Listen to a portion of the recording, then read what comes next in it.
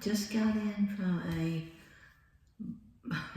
botched motorcycle ride attempt. I'll tell you about it after this song's over. Okay.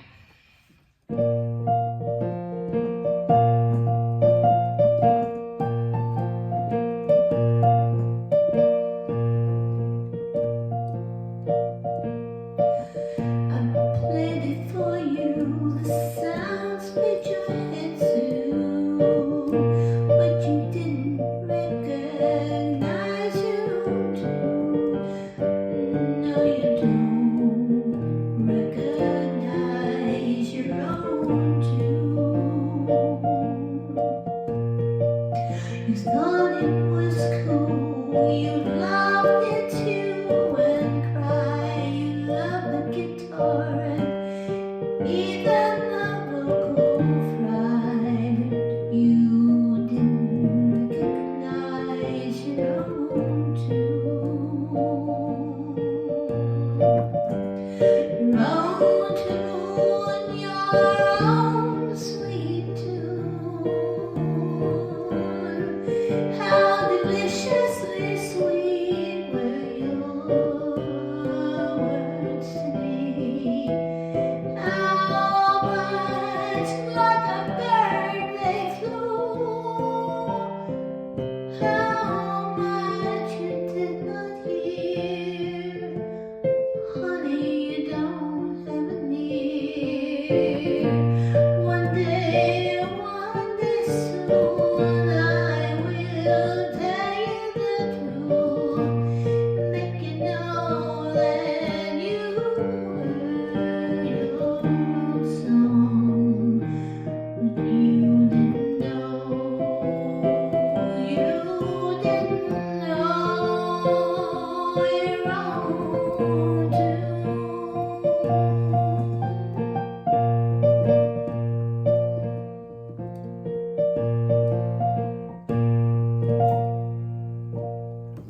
Okay, first of all, I'll explain the song. It's called Your Own Tune. I mentioned in one of my earliest videos how when I write a song, I can have it down, but then when I go in to do it again, it won't sound like what I was intending. Either what I did the first take, which is usually just, it's choppy and patched together, so it's not worth posting. But it'll change, and Dale's noticed this. He has done songs, and I said, well, I want to do that video of your song. I want to, cover your song. And I'll do it, and he'll hear it, and he'll say, that's nothing like what I wrote. Well, to me, it sounds just like what he wrote, but he insists that I didn't do it the exact way he wrote it. So there's always that debate. And so I thought, I played a song for him that he wrote, and I didn't tell him. I don't know why. Maybe he didn't notice it. I don't know. But anyway, he said, that sounds good. And I told him, I said, that's your song that I'm doing. And then he said, well, it didn't sound like anything I wrote, so I didn't know it was mine. And one of his criticisms of me is that even though I try to enunciate and make my words clear, I've got some kind of deformity or some problem where I'll sound like mush mouth. And I try, but it still comes out real hard to tell what I'm saying. And I've noticed it, but I work at it, but maybe with time it will improve. So I wrote a song about it, like, I just played you your song and you liked it, but you didn't know it was yours. So yeah, in the botched motorcycle ride, occasionally I will have ocular migraines. My eyes are fine. I just had them checked a few months ago. It's just, if any of you suffer from ocular migraines, you know how debilitating they are. They're not dangerous. You're not in any danger with your vision, but you think you are. It's like you just think, oh my God, what is this? And so usually if I catch it in time, I'll lessen it or it won't happen. It's like a regular migraine, but it happens somewhere in the visual part of the brain. And Dale and I were planning, it was a fairly short ride. It was like a 2-hour destination, and then we come back about 2 hours. And so it wasn't that far away. And a bunch of people were going with us, other riders. And I can't say I'm thrilled at riding on the back of his bike. I mean, if I had a website or a vlog on being a rider, behind your partner on a motorcycle, I would call it my view of the helmet. I mean, because that's all you see is the back of the helmet. I think I thought I'd call it the back of the helmet. And he said, well, you can turn your head and look, and it's really not the same. So, and I also have arthritis in my left hip. It's something wrong with the joint itself. And I really don't want a hip replacement. I know that people will swear by them, but I just don't want it for a bunch of reasons. One of the reasons is the insurance company insists on flying us down to Florida and keeping me there in the hospital for 2 weeks. And I said, well, we've got dogs, we've got border collies. I don't want to put them up for 2 weeks. And I mean, they hate it when they stay overnight for 2 to 3 nights. They're miserable, they hate it. I mean, they don't hate the vet. It's like I'm sending them off to their doom or something. And so those were 2 real reasons that I didn't want to do it. So anyway, the rides are painful for me, and I said, let's just do a 30-minute ride. Let's just go up the road. Well, the other bikers aren't going to go for that. They want to go somewhere and do something, and eat or go to a park or something worthwhile. And so I went anyway. A lot of times I forced myself to go. And I just started getting an ocular migraine when we were waiting for all the riders to assemble so we could take off in a group, like Hell's Angels or something, but benign Hell's Angels. And I just told him, I said, I don't think I can do this. And so he ran me back home, sweet man that he is. He, took 10 minutes and ran me back to the house. So it cleared up miraculously. I walk in the front door and all my symptoms go away. And I wasn't about to say, oh, I'm better, I can go now. He'd be like, yeah, right. Yeah, we're going to get back down there, and you're going to suddenly say, oh, I'm having problems, take me back. I wasn't going to do that to him. So here I am, and he's off, doing his thing. And, I pray that he'll be safe and everything. So, anyway, that's a bunch of different tales and stories of stuff going on. And I've got a bunch of songs I have written. I've got about 5 to 7 songs. They will get posted eventually. The problem is I don't like the way I sound on my videos. I use an app where when I write something or I'm working on my voice that is representational of what I really sound like. I post it on YouTube, and it's like going from a PV system where you can hear the full spectrum to a transistor radio. And I'm like, it sounds tinny. It doesn't sound like my voice. I'm just like, this is not how I want to represent what I'm doing. So I'm doing it anyway today, but it makes me kind of resistant to it. I'm like, I don't sound good. And so it's sort of, there's a hesitancy in posting anything. So please forgive me for not being just, constant in my postings. I will get these other songs on there, and I'm hoping that we'll, break our piggy bank and get some really decent equipment, and it won't be on just an iPhone 13 that you're watching me from. And where I place the phone on a tripod, and it's where you get a view of the piano, you get a view for me that, mercifully is not so close that you run away in horror. I'm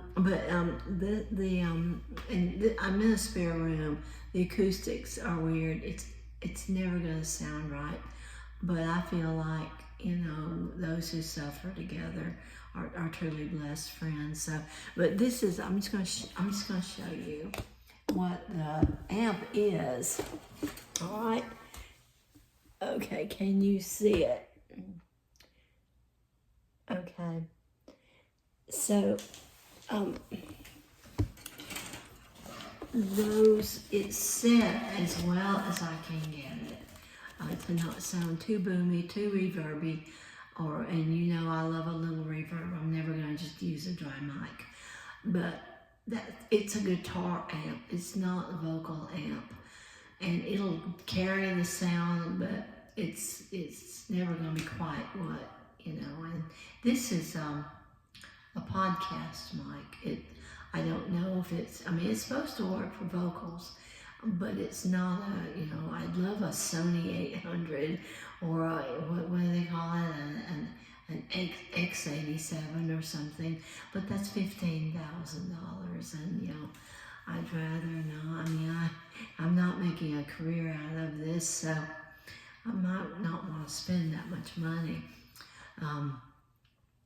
So, hey, this is just me catching up with you since it's been a few days, and I want to address that song I posted called Well Hung Todd. Some of my friends listen to it and they're like, oh, that's a vulgar, naughty, bawdy song. And I'm like, well, not really. Okay, first of all, it was written in the spirit of speakeasies in the 20s during Prohibition. And let me tell you, our grandparents and great-grandparents were not angels. They had some risque songs, and that was when burlesque was going on. So, they weren't quite the angels that we perceive them to be. And in the speakeasies, they just kind of let their hair hang down. And that's what it was. It was just about, excuse me, extremely excuse me. So it was just a thought that actually just came to me. It wasn't something, I didn't sit down and think, I'm going to prepare this risque, naughty song that will shock everyone. It just kind of flew into my head, and I thought, I thought it was charming. I'm thinking of my grandfather. He did play in speakeasies during the Prohibition, and I thought, I bet you anything, this is the kind of song they sang, and in those questionable establishments, and so that's what that was, and it's just a joke really, and it's not based on any one person. And I use the name Todd specifically because I don't know any Todds. And so I thought, I thought about calling it Bob, but I know a Bob. And I'm like, no, it's not about you, Bob. I wouldn't know to begin with if it were or weren't. But I assure you, it's not about you. It's not about anybody. It's just the idea of a risque song that, no one, you just wouldn't have children or two ladies around it. So, anyway, that's really it. I can't think of anything else to say. There's nothing else to catch up on. Lily and Sam are doing great. They're just rocking and rolling around the house. Wonder is growing like a weed. She's starting to look like a cat now, and Baxter is just as curmudgeonly as he always was. He had to go to the vet. He had a little scratch on his eye. He probably got into a tussle with wonder. But the vet said it wasn't serious and he treated it and he's fine. He's just as right as rain. So, as far as I know, everything's just going great. My kids are doing their thing, and yesterday was my birthday. I will not reveal my age, but it's old enough, So I've often thought it'd be nice if I could just start going backwards, taking a year away instead of adding one. Thank you for your time, for listening to me and giving me your attention. I really do appreciate it, and I will be posting more songs.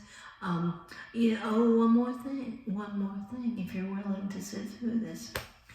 I haven't been doing chat lives much at all, if any, and it's not personal. There's nothing wrong.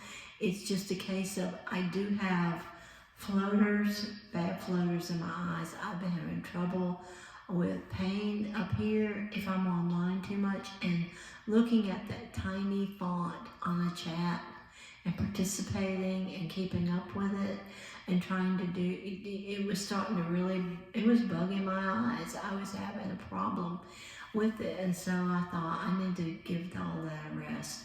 And so I wish all of you that have been a participant in those chat lives, I wish you just the best of everything, and all of you are awesome. I love all of you. I think you're immensely talented. I admire each and every one of you, and so it's just a problem with me and my very weird body that sometimes I've told Dale, I feel like planet Earth is trying to get rid of me. It's just revealing in so many ways.